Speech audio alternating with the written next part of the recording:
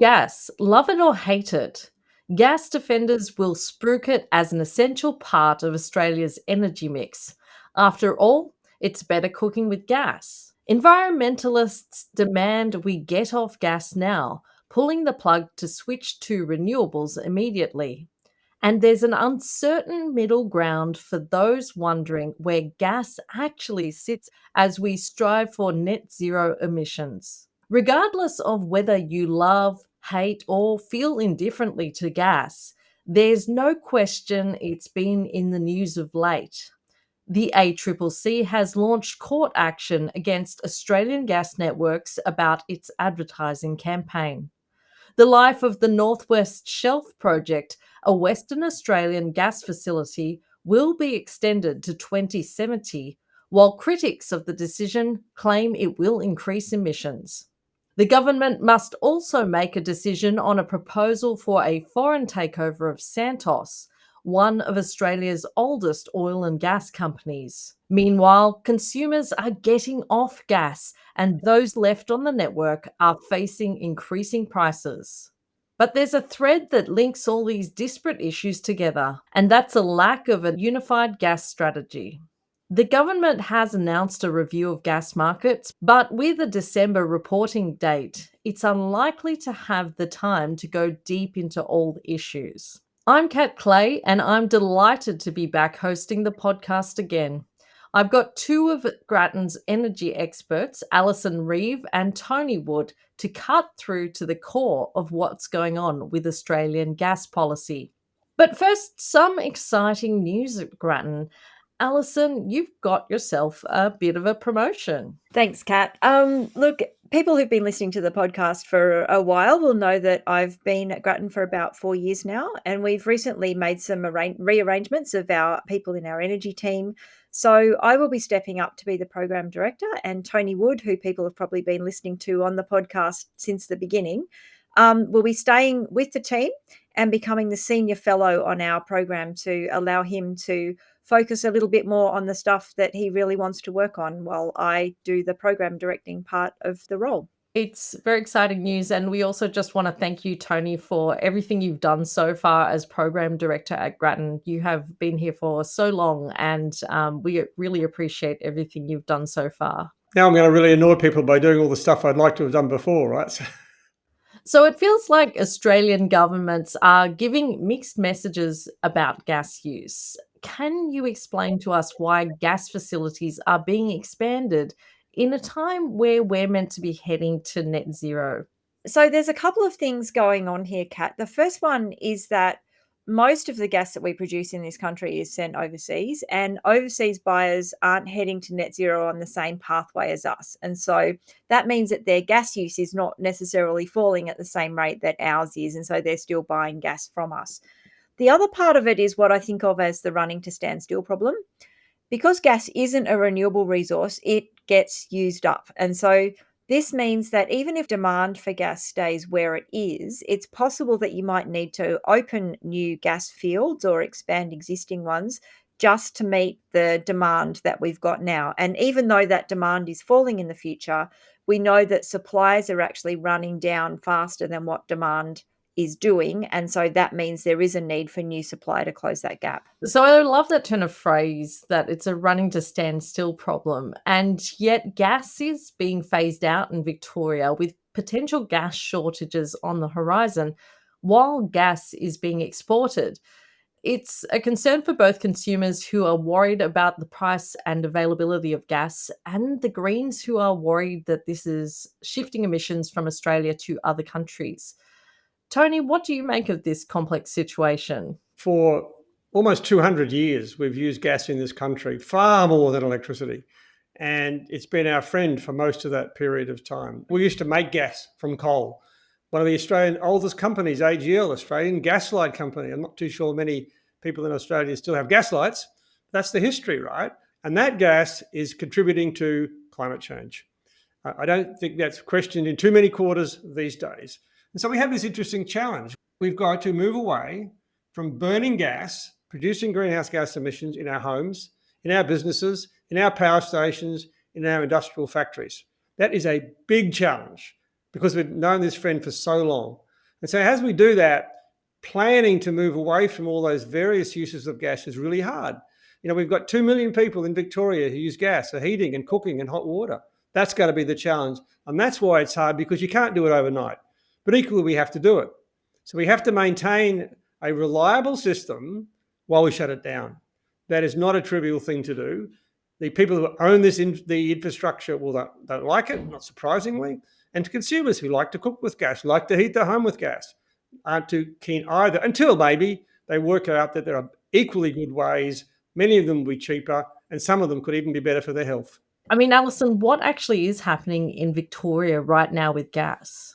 Yeah, so Victoria has been the jurisdiction where people have been most worried about potential shortages. And a lot of this shortage is about logistics, not about supply. What the Victorian government has announced in the past couple of weeks is that, well, they've had a longer term plan to phase out the use of gas, particularly in homes. And they've made an announcement in the past couple of weeks as part of that transition away from using gas in homes. So, first of all, they're going to ban new connections for residential and commercial properties. So if you build a new home in Victoria, you won't be able to connect it to gas. They've also announced minimum standards for rental properties, that when the gas appliances that are in those break, they have to be replaced with electric ones. They've also announced for all homes that when water heaters break, they have to be replaced with electric ones. Now, that's not the biggest use of gas. The biggest use of gas we have in our homes is heating. But it is reasonably significant, and it is the one where, in the Victorian government's opinion, the industry is best placed to be able to make that shift fairly easily.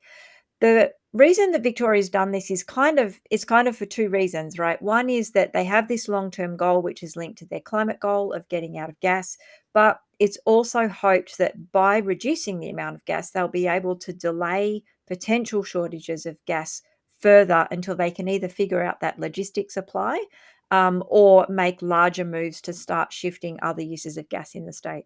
Thanks, Alison. I mean, that does lead quite nicely into the question that I did want to talk about, and I might direct this to you, Tony. Should we be reserving Australian gas for Australian use? It's an interesting question, isn't it? Because as Alison explained, we already export 80% of our gas. We've got so much. Why do we need to reserve any of it? And the trick is that this has been an interesting equation in Australia. In Western Australia, they began by stimulating a local domestic gas industry to try and create a market. Then they exported gas from the Northwest Shelf, and that worked pretty well, provided they made sure that some of that gas was still left in Western Australia. In Australia, on the East Coast, for many, many years, we've had plenty of gas for local supply.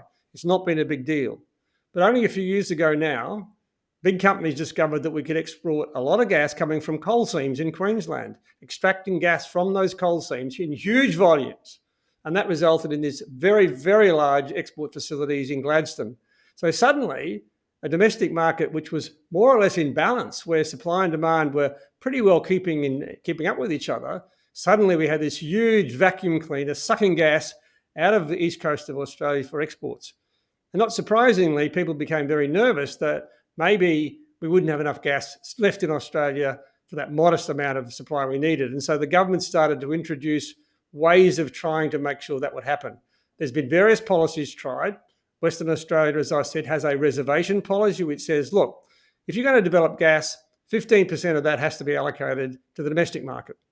On the east coast of Australia, about 8 years ago now, Prime Minister Malcolm Turnbull introduced a program which basically says, look, you have to make sure if you're exporting, that's fine, but also make sure you meet domestic demand with supply.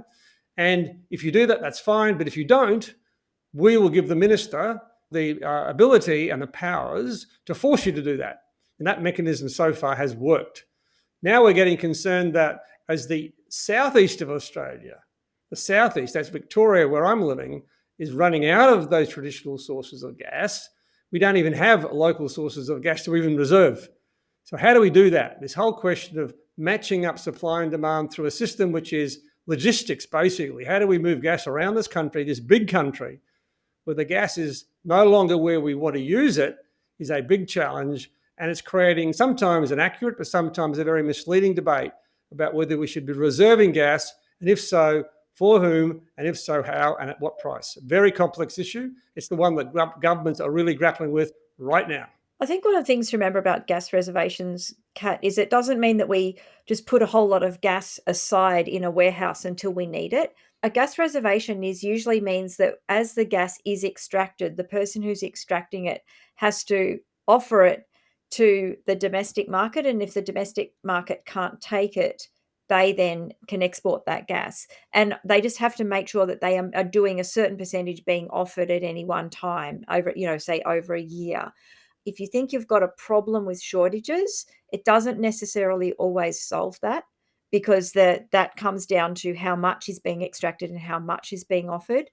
The other thing about reservations is you sort of have to make a decision if you're worried about price or you're worried about volume. One of the reasons people like reservation policies is because if you have way more gas being offered to the domestic market than the domestic market can take, that tends to depress the price. But if what you're worried about is volume and shortages, then as Tony was saying before, we don't have a volume problem, we've got a logistics problem, and a reservation's not necessarily the right way to solve that. And I think that's not the first thing that comes to mind when you're thinking about gas shortages, is it's actually quite difficult to transport this around what is a very big country. So the places that might have lots of gas, you can't necessarily get that straight to Victoria or wherever that needs it. We've talked a little bit about Western Australia and Victoria. I mean, each state seems to have its own policies on gas, and then we've got the federal level at the same time. Is this a matter of state and federal priorities not lining up, or is something different at play here? Our federal system doesn't help sometimes, because when push comes to shove, the state ministers seem to think about themselves first. And so you can get that tension where, Victoria says the problem is that Queensland is exporting all of our gas, and the Queensland Premier says, wait a second, it's my gas, not your gas. And so you get that somewhat ugly debate going on, right? But the reality, as you said, Kat, is that this is a big country and we've got plenty of gas. The real challenge here is that if it wasn't for the absolute certainty, almost in my view, of climate change, this debate wouldn't be happening. We just go and build a big pipeline from Queensland or even from the Northern Territory to Victoria, and we transport the gas that way. There's plenty of gas in that part of Australia, and life would go on, but that's not the world we live in. So one of the things that's causing a real tension here is that investors are concerned that if they did build that sort of infrastructure, so I think that the federal system can work, but it requires the ministers to work together to agree what's the best way to achieve that. We may see the next meeting of the Ministerial Council of Energy Ministers, which will occur sometime in August, making some decisions about some of these tricky issues. You've hit the nail on the head here, where we don't want a gas pipe going to nowhere that's used for, a few years and then has no purpose. And I mean, it's not a great investment for the industry either, who obviously want to spend their money in the most effective way as possible and invest in things that are going to have a long lifespan. Alison, is uncertainty the key issue for the industry? As in uncertainty about government policy and uncertainty about how long we will need gas for. Definitely. I mean, at the fundamental level, we don't really have a clear direction from any of the state governments, except maybe the ACT or the Commonwealth, as to exactly what role they expect gas to play in the transition. We sort of end up with these two slogans of gas will be really important for a long time and no new gas. But actually, the reality is somewhere in the middle in that uncertain space. And that makes it hard to solve problems like that logistics problem, for example, because you need to sort of trade off between, do you build expanded pipelines to bring gas from Queensland? Do you bring it down via LNG?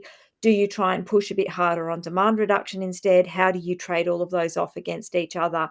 And the thing that we've also got here is that the assets that people invest in the gas market are very long-lived assets, and politics runs on very short cycles.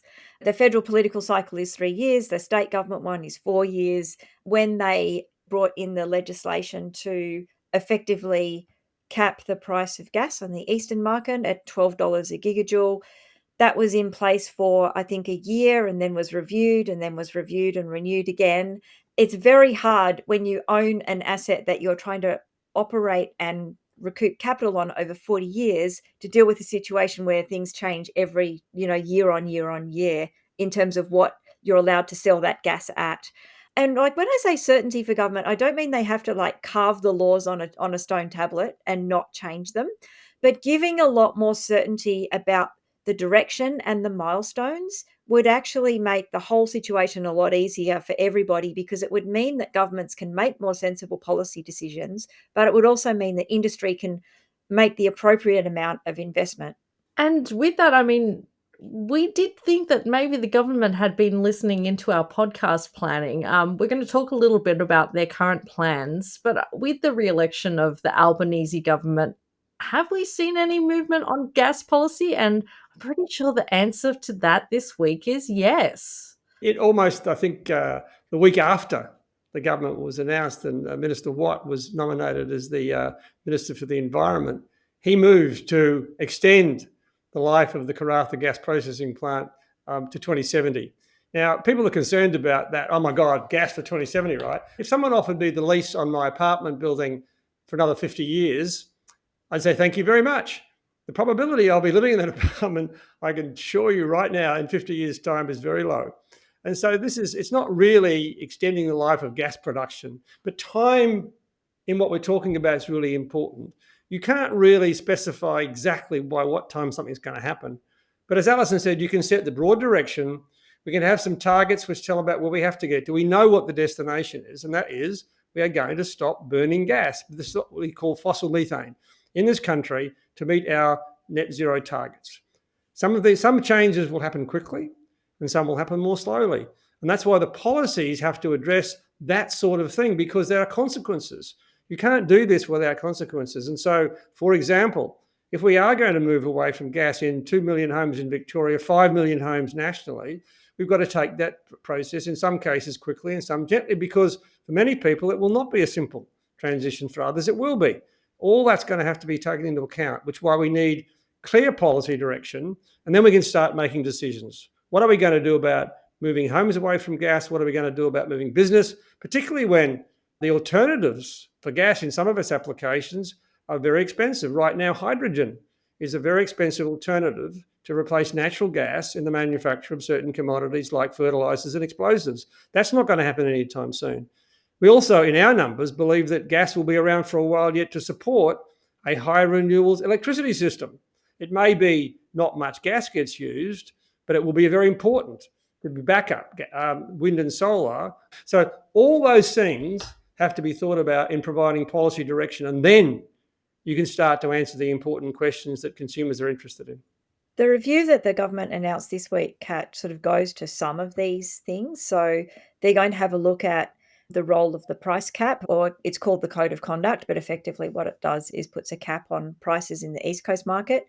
It's also going to look at what's called the Domestic Gas Security Mechanism, which Tony mentioned at the top of the podcast, which is what allows the Resources Minister to stop exports if there's a shortage.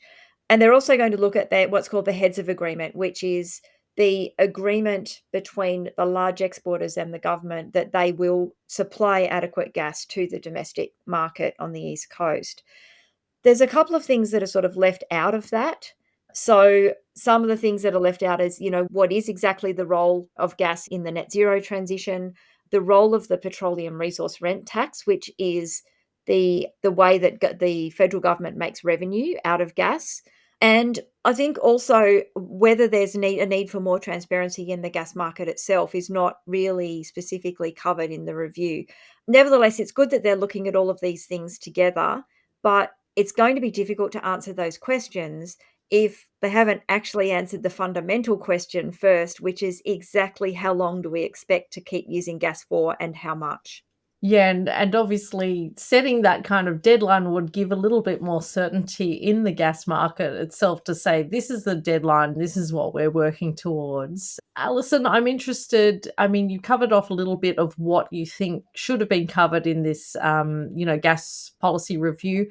What should governments do in the near term? Really what we need is much more of a sense about where we're going with our climate policy. So in the previous term of government, the federal government kicked off a process of what they called sector plans, which was sort of looking at each sector of the economy and what its transitions pathway will be. We haven't seen those plans yet, but when those are released, I think that starts to give us some of that information about who's going to need gas and when are they going to need it. But then we also need a better strategy about making sure that we have the right amount of gas available and that we can get it to people at the price that is reasonable for them to pay. Because one of the things about the market declining a lot is that the nature of that market is going to change as well, particularly if we move to a market where, as Tony was saying before, you're using gas to support a high renewables electricity grid, which means that you're only using gas sporadically. And we can't assume that the market that we've got at the moment is the right market to support a sort of a sporadic but extremely important use of gas rather than a constant use of gas, which is what we have right now. So it's really, I think, about getting a much more detailed sense of where we want to go on climate policy and then allowing that to give you some boundaries around what you can then do with sensible gas policy. Just throwing to both of you, I'd like to hear both of you talk about this. And maybe, Tony, you could answer this for me first. What would you like to see in Australia's long-term gas strategy? All of the debate we're having around energy is driven by climate change.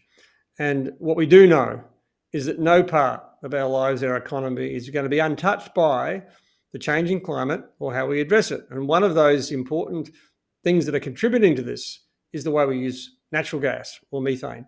It contributes somewhere between 15 and 20% of our emissions. It's significant. In some parts of the country, like Victoria, where we use it for home heating, it's very big for homes and so forth. So providing the long-term objective. Now, I'm not saying there's a specific date in mind when we're going to stop. But we do need to have some clear direction. And that's why things like net zero by 2050 are important.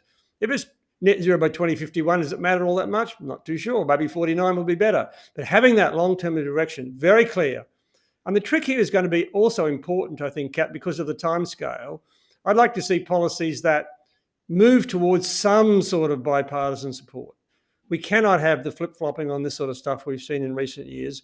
We did have a weird debate in the last election about the role of gas, and the opposition had as Alison said before, a form of reservation policy. It didn't work very well for them politically.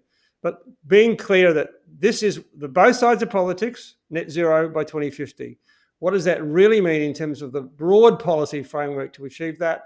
We'll see more about that when the government makes its commitment to the 2035 target and how we're going to achieve that.